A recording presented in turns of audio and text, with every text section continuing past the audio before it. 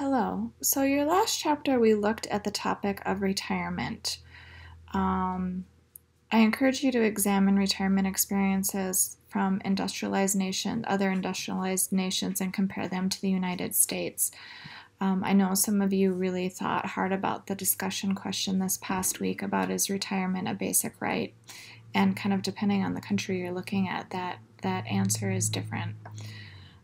So, what are other social policies related to retirement? How are disabled cared for within some of these countries, especially as they grow older?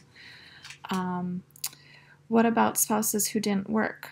If I look at my grandparents' generation, spouses, women stayed at home and took care of the family. They didn't work.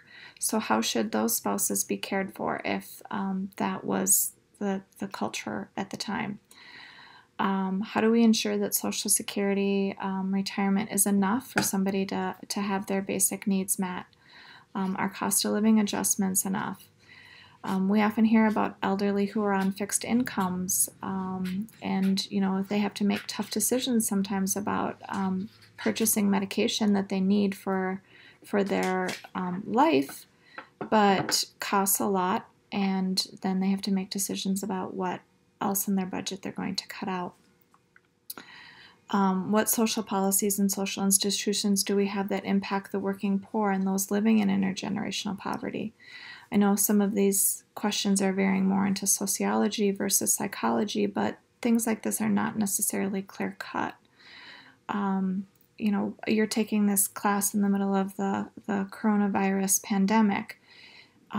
People who have worked hard, which is something that many of you discussed, are losing vast amounts of their retirement through 401ks, 403bs, if they're lucky enough to work in a job that has those benefits.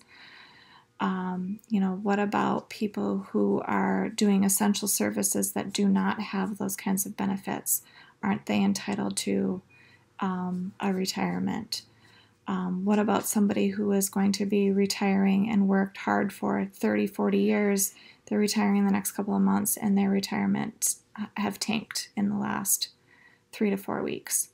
So again, I think this coronavirus situation is really going to make us rethink some of the social policies that we've enacted and the impact that it may have on some who aren't as lucky as others.